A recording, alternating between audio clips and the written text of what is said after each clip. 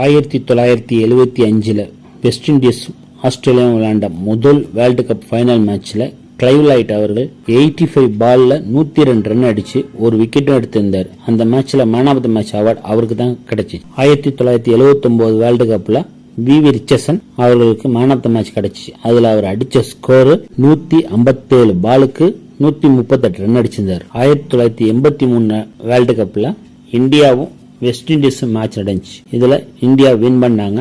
Man of the match Mohinder அமர்நாத்துக்கு கிடைச்சு 12 run கொடுத்து 3 விக்கெட்டும் பேட்டிங்ல 26 ரன் அடிச்சிருந்தார். 1987 வேர்ல்டு கப்ல இதுல டேவிட் பூன் அவர்கள் 125 பால் பிடிச்சி 75 ரன் அடிச்சிருந்தார். அவருக்கு தான் மேன் ஆஃப் த மேட்ச் கிடைச்சு. 1992 வேர்ல்டு கப்ல பாகிஸ்தானும் இங்கிலாந்தும் ஃபைனல் மேட்ச் விளையாண்டாங்க.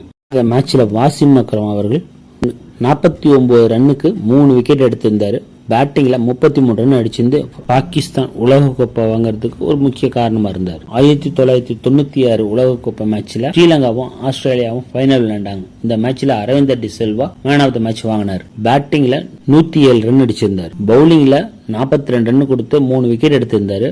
1999 வேர்ல்டு கப்ல பாகிஸ்தானும் ஆஸ்திரேலியாவும் மோதினாங்க. ஷான்வானோட சுழல்ல 33 ரன்னுக்கு 4 wicket. Shane Warne man of the match வாங்கினார். 2003 உலக கோப்பையில ரிக்கி பாண்டிங் அவர்கள் 121 பாலுக்கு 140 ரன் அடிச்சிருந்தார்.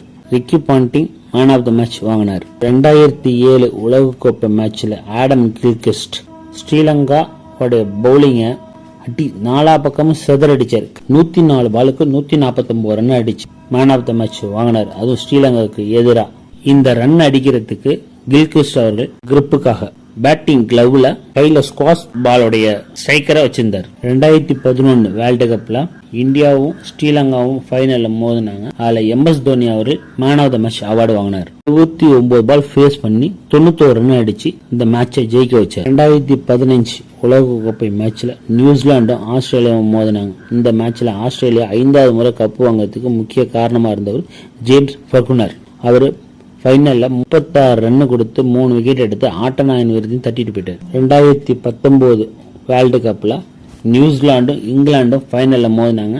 அதுல இங்கிலாந்து டை ஆனதுனால பவுண்டரி கணக்குல மேட்சை வின் பண்ணாங்க. அந்த மேட்ச்ல பென் ஸ்டோக் அவர்கள் அபாரமா 84 ரன் அடிச்சு மேட்ச் டிராவ் ஆகிறதுக்கு முக்கிய காரணமா இருந்தார். 2023 வேர்ல்டு கப்ல Travis Head man of the match வாங்கினார். இந்தியாவுக்கும் ஆஸ்திரேலியாவுக்கும் நடந்த மேட்ச்ல ஃபைனல்ல டிராவிஸ் ஹெட் அவர்கள் 120 பால் ஃபேஸ் பண்ணி 137 ரன் அடிச்சு மேட்சை ஜெயிக்க வச்சார். 6வது உலக கோப்பையும் வாங்கறதுக்கு முக்கிய காரணமா இருந்தார்.